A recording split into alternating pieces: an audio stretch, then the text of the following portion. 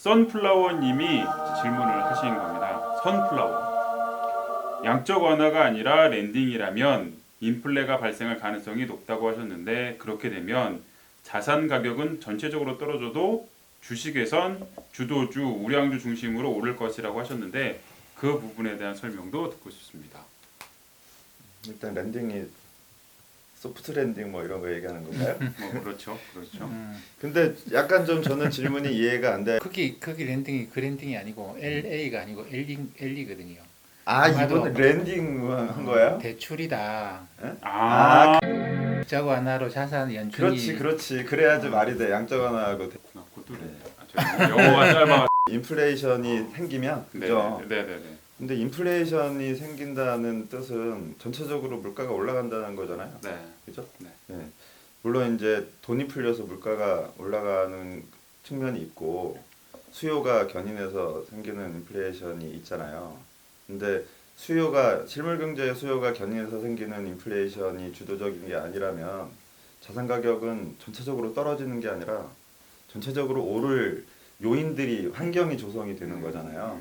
그러니까 돈이 풀려서 실물 경제로 가지 않으면 일단 먼저 자산 시장으로 간다고 저번 시간에 저희가 일본님도 그렇고 저도 네. 그렇게 얘기를 했고 네. 그거는 자산 가격이 상승할 수 있는 환경이 조성이 된다는 뜻이고요. 여기서 자산 가격은 부동산과 주식과 채권과 이런 것들이 다 포함이 돼요.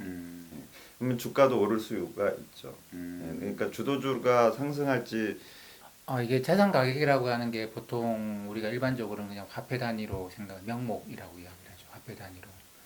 근데 인플레이션이 있게 되면 이게 화폐 단위가 좀 애매해집니다. 이게 화폐가 값이 떨어지니까 화폐 값이 유지가 되고 있는 가령 뭐 아파트가 뭐 내가 갖고 있는 아파트가 그 전에 뭐 10억이었는데 물가가 1년에 10%씩 올라갔는데 5년 후에도 10억이더라. 그럼 이거는 값이 보존이 된 게 아니고 실질적으로 떨어진 거죠. 네. 뭐 1억이 아니고 2억이 됐다고 10억이 아니고 20억이 됐다고 하더라도 물가가 뭐 저기 2배, 3배 올라가 버리면 실질적인 가치가 떨어지는 거예요. 그렇기 때문에 인플레이션이 들어오기 시작하면 이게 그 굉장히 모든 게 다 헷갈리기 시작합니다. 근데 조금 심플하게 보면 이런 거죠. 그러니까 양적 완화라고 하는 거는 존재하는 자산의 가격을 끌어올리는데 당시에도 그렇고 지금도 그렇습니다. 물가는 안 올라가는 거예요. 물가는 변수가 아니고 자산 가격을 끌어올리니 명목으로도 실질로도 자산 가격은 올라가는 거의 대부분의 자산 가격은 올라갔습니다. 다만 안 올라간 게 뭐냐면 양적 완화가 경제를 좋게 하지 못했어요. 자산 가격을 올리면 사람들이 부가 증가해서 소비도 늘리고 투자도 늘리겠지라고 하는 게 버냉키식의 생각이었는데 그런 전달 경로는 없더라는 겁니다. 그래서 자산 가격만 올라가고 경제는 안 좋아지니 그러니까 어떤 일이 생기냐면 자산들 중에서도 흔히 커머더티라고 이야기하는 거. 이게 이쪽 가격은 많이 떨어지는 그런 현상이 올라가지 않지. 2010년, 11년 이후로 계속 나타났거든요.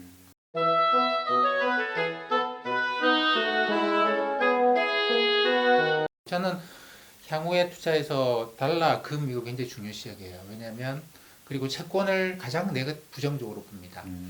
왜냐하면 지난번에도 했지만 인플레이션이라는 걸 생각을 하는 거죠. 정부가 이렇게 돈을 퍼붓기 시작해요. 근데 이번 돈을 퍼부은 걸로 끝날 것 같지가 그렇죠. 않은 것이죠. 그렇죠. 하는 것이죠. 예, 그리고 계속 뭐 저기 일단 이 바이러스 문제가 끝날 때까지 돈을 계속 넣게 될 것이고 그 이후에도 경제 활동이 현저하게 약화되고 글로벌하게 공급 체인이 여기저기 끊어지는 상황에서 돈을 계속 풀어야 되는 상황이고 중앙은행들이 나서가지고 기업 지원에 직접 들어갑니다. 결국 어떤 결과가 나올까요? 돈 값어치가 떨어지는. 근데 뭐 다음에 이것 다음에 이야기했던 아니 옛날에도 양적 완화 돈 많이 풀었잖아. 근데 인플레이션 안 왔잖아. 지금 와서 무슨 인플레이션 이런 저기 제가 뭐 반론을 많이 듣는데 이거는 기회 될 때 한번 더 하도록 하고 여기 인플레이션이라는 거 생각해 보면 짧은 거는 괜찮은데 왜냐하면 네, 맞아요. 금리는 안 올려줄 것 같으니까 짧은 건 괜찮은데 긴 거는 뭐 피하는 게 좋지 않겠는가라는 생각이고 그래서 최근에 금값 올라가는 걸 주목하셔야 될 거라고 봐요. 이게 저만 이런 생각을 하는 게 아니고 전 세계 많은 투자자들이 지금 이 생각을 하고 있습니다. 야, 정부가 돈 쓰는 거 봐. 저거 와 이런 식의 생각을 하는 거죠. 저거 결국은 돈값 떨어질 것 같은데 옛날에 양적 완화는 커머디티에 대해서는 좀 다른 거죠. 커머디티는 국경이 없잖아요. 네, 네. 네, 그래서 거기에 대해서는 뭐 제가 뭐 국내에 있는 금에 투자해라 뭐 이런 건 아니고 금에 대한 생각은 예, 저도 100% 동의해요. 금에 대한 네. 국내에 있는 금만 투자하시는 건 아니구나. 네, 그건 아니죠. 해외에서 아니에요. 들어오는 금도 투자하실 준비가 돼 있구나. 금은 똑같으니까. 그렇죠. 금은 다 네. 똑같은 거잖아요. 그래서 그다음에 달러인데 왜냐하면 전 세계 인플레이션 생기면 미국은 제일 마지막에 생겨요. 맞아요. 네. 달러가 제일 마지막에 맞아요. 인플레이션 국가거든요. 주식을 가보면 최근에 주가가 바닥에서부터 코스피만 해도 한 27% 정도 올랐거든요.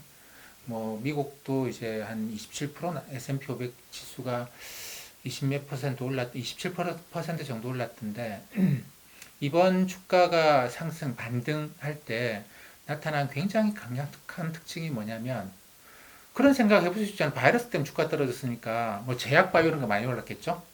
아니에요.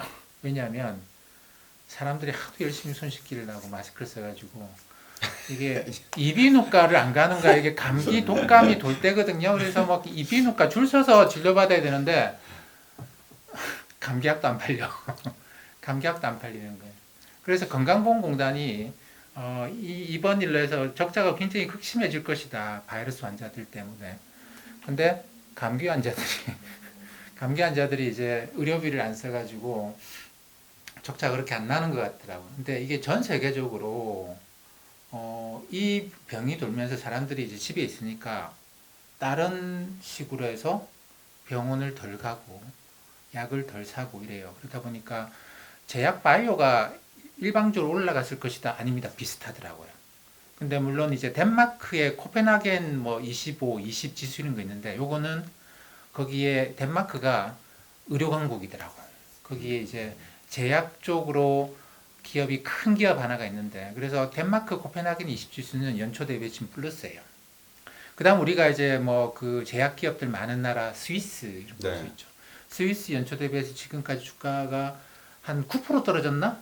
뭐 이탈리아는 뭐 거의 한 30% 이렇게 되거든요. 우리나라도 코스피도 한 15% 정도 될 건데 뭐 그래서 이쪽이 좀 있긴 합니다만 웬만한 제약 기업들은 그 상태가 아니에요. 그 상태가 아니고 오히려 더 약이 덜 팔리는 거죠. 덜 팔리면서 주가 상승은 대충 S&P 500으로 따져보면 S&P 500이랑 S&P 500에 들어가 있는 우리가 이걸 넓게 봐요. 헬스케어라고 그러는데 헬스케어 섹터랑 뭐 크게 다르지 않아요. 유가 엄청나게 폭락했죠? 많이 떨어졌을 것 같죠? 에너지 기업들이 비슷비슷해요. 비슷비슷. 자동차 안 팔리잖아요? 자동차 기업들 주가 엄청 떨어졌을 것 같죠? 상승한 폭으로 보면 비슷비슷해요. 왜 이런 일이 생겼느냐? 지금 주도주 없다는 겁니다. 어떤 기업이 좋아지고 어떤 산업이 좋아지고 그거 없어요. 없고 주도주 고르시면 안 돼요. 주도주 고르시면 안 되고 지금은 한국의 동학개미들처럼 전 세계적으로 개인들이 미국은 전 세계 개인들이 미국에 직접 투자가 들어갑니다. 근데 개인들이 어떻게 투자하겠어요? 종목을 골라서? 고를 종목이 어디 있어요? 기관 투자자들 지금 투자를 잘 못하거든요. 왜냐하면 종목이 골라지지가 않는 거죠. 다음 세상이 잘 모르겠어요. 다음 세상이. 저도 많이 헷갈리게 하죠. 이분들을 국내 기관 투자자들을 인플레이션 올 것이다. 그럼 다들 세상이 디플레이션 어떻게- 걱정하고 있는데. 세상이 어떻게 바뀌지? 어떻게 될 것 같아요? 그게 다들 굉장히 애매해요. 그러다 보니까 주도주를 잡고 가겠다라는 생각을 잘 안 하죠. 근데 몇 가지 이제 떠오르는 단초들은 있는데 그 여의도 오는 요즘 그런 이야기들을 좀 해야 조금씩 하고 있는데 아직까지 이럴 것 같다라는 그런 컨센서스가 모아지지 못하고 있는 상태인데 어쨌든 그러다 보니까 개인들은 그러죠. ETF가 진짜 놀라운 게 이런 상황에서 이 기업 못 살 것 같아요. 그죠? 심지어 삼성전자도 올해 매출액이 아마 줄어들 거예요. 다 마이너스인데 삼성전자가 그 정도니 이거 어떻게 사요? 하일드, 신용등급 뭐 WB, 싱글B 이런 애들 어떻게 사? 못 사거든요. 근데 이걸 다 모아놓고 ETF다라고 하니까 사람들이 나라는 안 망할 것 같아. 주가지수는 계속 올라가지 않을까? 이걸 사는 거예요. 근데 다 쪼개가지고 요거 살래? 요거 살래? 하나도 사고 싶다는 게 없어요. 아마존, 구글 괜찮긴 한데 너무 비싼 것 같아요.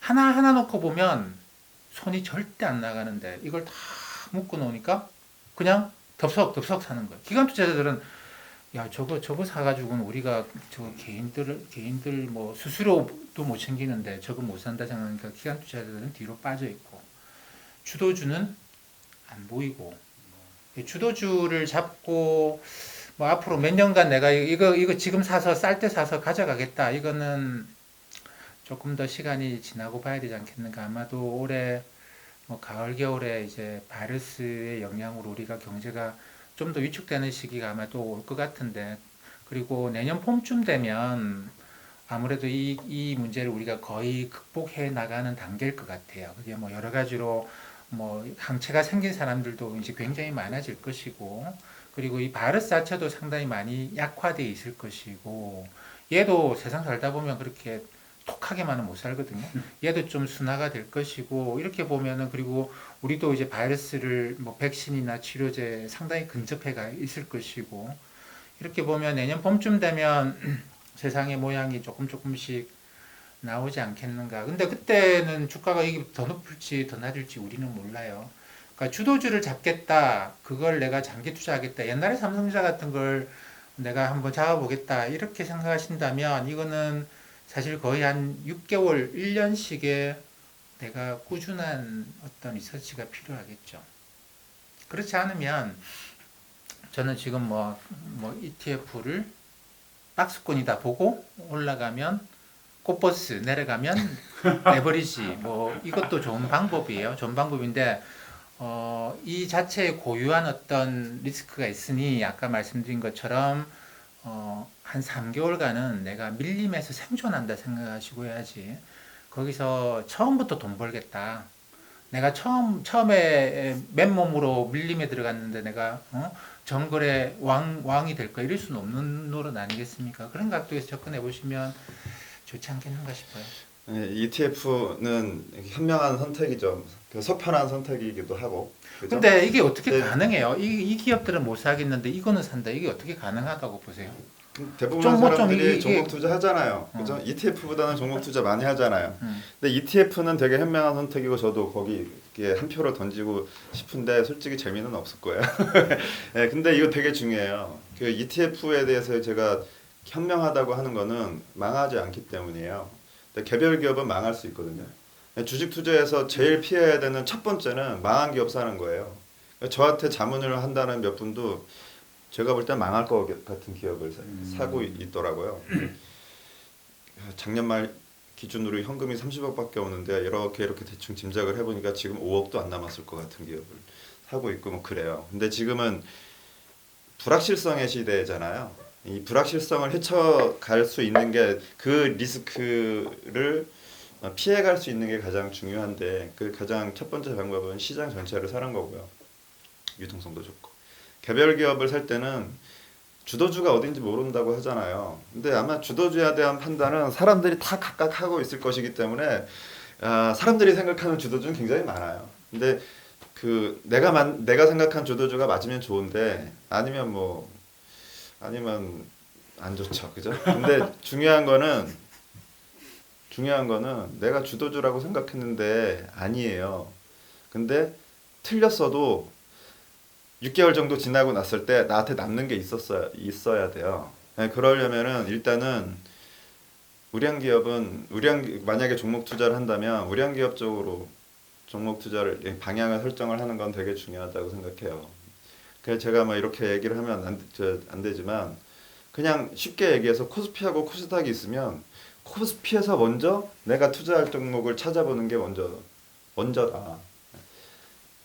S&P 500이 아니고 저 얘기했잖아요. 해외 안 한다고. 그러니까 국내에서 한다면 저는 제가 자기가 접근 가능한 정보, 그 정보에 대한 접근이 제한 없이 가능한 곳에 투자를 해야 되는 게 맞다고 생각해요. 그래야 그 불확실성을 견딜 수 있어요. 어떻게 피해 나갈지도 알 수가 있게 되고.